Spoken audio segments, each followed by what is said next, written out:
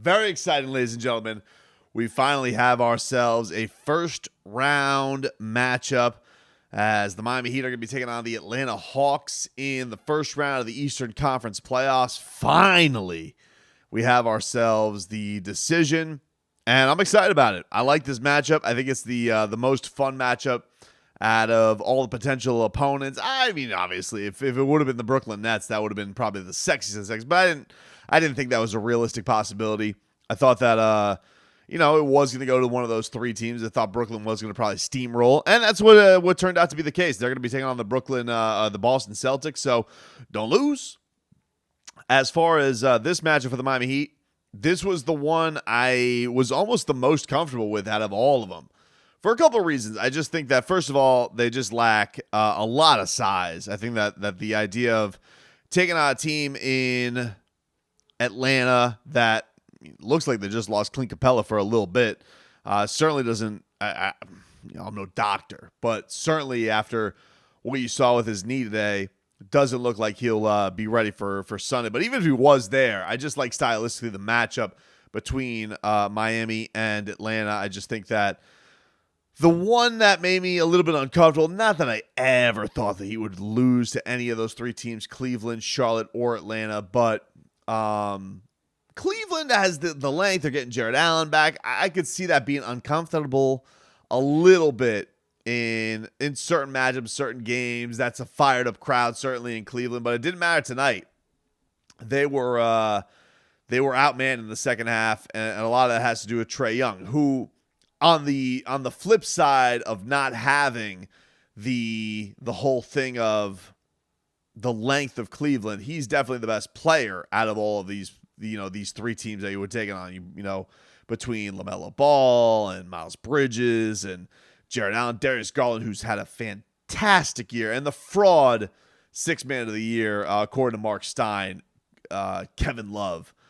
Out of all of that, Trae Young is definitely that dude. He is the scariest player, the guy who can go out on the road and doesn't seem like he sweats anything.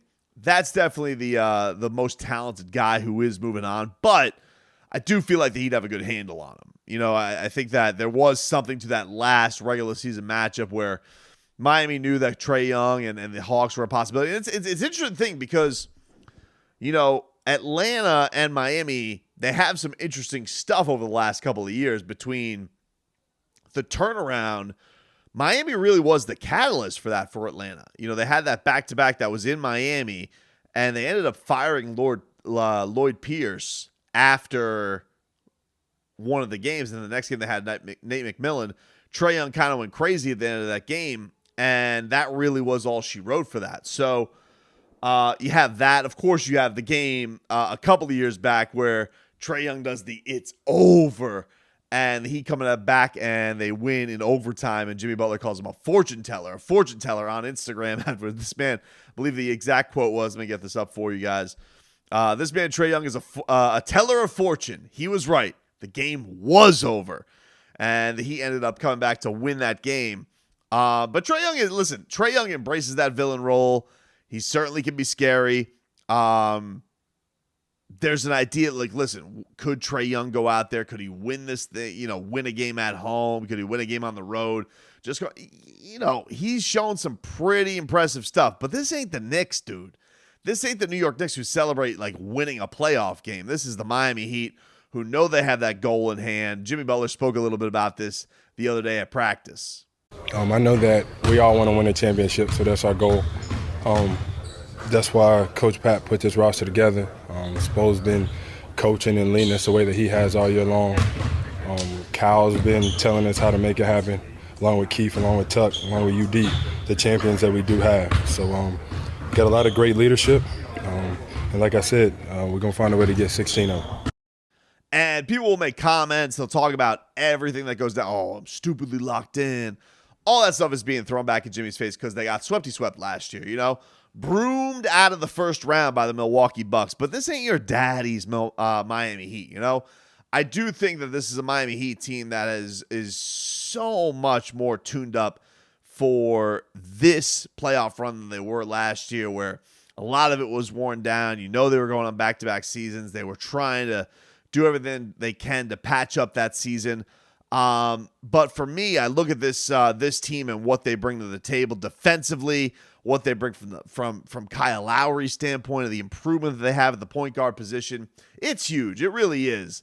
Not only to challenge Trae Young, but just setting everybody up, getting them in the right places. And Kyle Lowry just looks like he has flipped the absolute switch. Talked a lot about that this week with players at practice. Do you think there's a flip into the switch? Jimmy Butler, not surprisingly, says no. We just come in here and work to get better, win on our opponent so we can study those guys. Either one's going to be a really good team. We've had great games against Cleveland and against Atlanta. Overlooking us, I don't think it's a real thing. I think there's a lot of good basketball teams, and we're one of them. But others agreed. There's an idea. Like Tyler Hero thinks that, yeah, they know what the goal is at hand. I think it's just going to flip naturally, with the competitors that we have, in this group. I think, everyone understands what's at stake, what we have at the end, what's waiting on us, and what our goals are. So, I'm excited for it, and I think everyone else is too.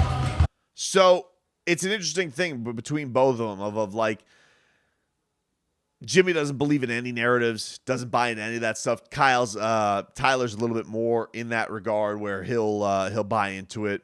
But I think just from this team standpoint, I don't think there's a lot of resistance that Atlanta can bring to the table. Plus, we talk about home atmospheres, home advantage. How much do you think that matters? I really think that as far as Atlanta is concerned, it's basically like Miami North. There's a ton of Heat fans that go to those games.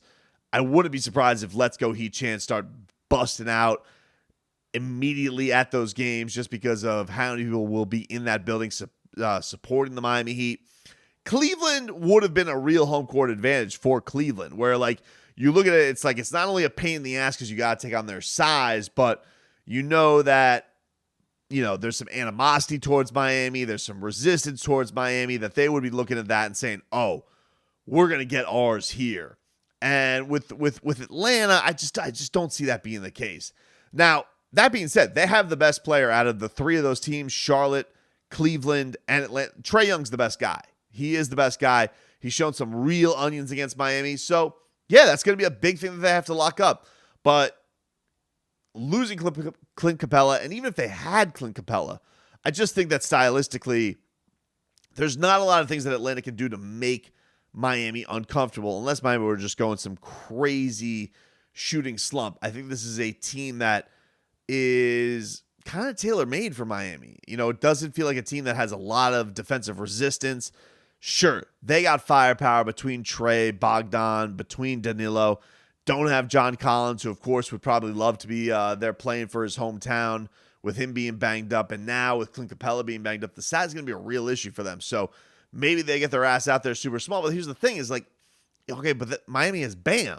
And when you're talking about a team that Bam doesn't have to worry about banging with anybody, doesn't have to waste any of that energy banging with anybody, a la Atlanta, a la Cleveland, a la Milwaukee, just seems like it's tailor-made for them. I think Boston's going to have a lot to deal with that, even with Robert Williams maybe coming back there in the first round. Bam has the experience of that stuff that he'll be able to handle. Now, the big question is with Bam, is he going to be out of health and safety protocols? He still hasn't been at practice. Maybe he'll be there on Saturday, and this will all seem foolish. I hope that he is. Apparently, there's nothing wrong with him. Eric Spoelstra at practice this week was saying, talking on the side a little bit about his situation, what he's dealing with, and doesn't seem like that he is, absolutely thrilled with how all the protocols have gone there, but it doesn't seem absolutely worried about what's going on there with Bam and everything that he's got going on there. Bam reports are saying that he's fine, just weighing this thing out. And the thing that's crazy about it is I think the only other player that really hasn't gone through protocols lately, and there has been, some more of this stuff going on, is Jimmy Butler. So you're hoping that Jimmy's going to be okay through this thing and that he's going to be ready and locked in, stupidly locked in, whatever you want the appropriate term to be, for Jimmy Butler. Whatever the appropriate locked in, everybody's, I put out this video the other day of him working one-on-one with Javonte Smart and Udonis Haslem, and people were loving the Jimmy jumper looks back. Jump shot Jimmy looks in peak form. It doesn't make sense that he's not good at jumpers, first of all, because he's a really good free throw shooter. But it's funny because you see all these stories that are coming out about, Jimmy, if they don't have a good exit, Jimmy could want out. Jimmy could request out. I don't think that's the case. I think Jimmy loves it here. I really do. I think that he loves the fact that people do confront him, do like him for him, and that he would look at this place and say, I want rats off a ship. This is really the organization that invested the max into him, gave him a max extension into him, and lets him be him. They give him the freelance to be Jimmy Butler, to be a pain in the ass, to be the confrontational guy, to have his personality, all that stuff. The only thing I could ever see that being an issue is like if the Heat really feels like the reins have to hand over to Tyler and Bam because they think those are those dudes right now that they're ready to be the figureheads of the program. But I honestly, Jimmy, in a way to me, because of them investing in him and giving him the contract, I almost feel like he is in a spot where they would look at him and say, hey, man, we believe in you. We gave you every financial benchmark to prove that is the case. Like, this is the young gun show now a little bit. I think that would be fine with him. Plus, they put Kyle Lowry around him, his best friend, who he was raving about the other day. He's been incredible. And now he's talking more than ever, showing everybody where they need to be on the floor and making sure that everybody can be successful and confident while they're out there. Obviously, one of my best friends, and it's just an honor to be able to share the floor with him. And now we get to witness his greatness firsthand come to playoffs. Hey, Goosey's galore, dude.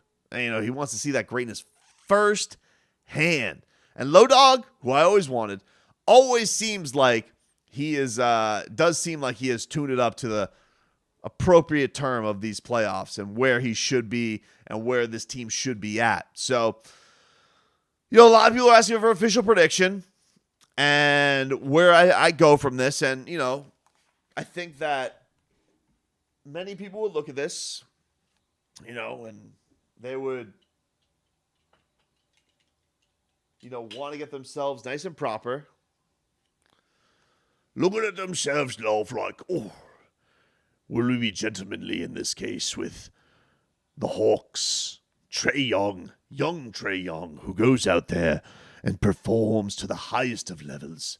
Will this be a case? Will they grab a game? Well, I have to say that Atlanta, who I would never welcome with a gentlemanly agreement. Look, dude,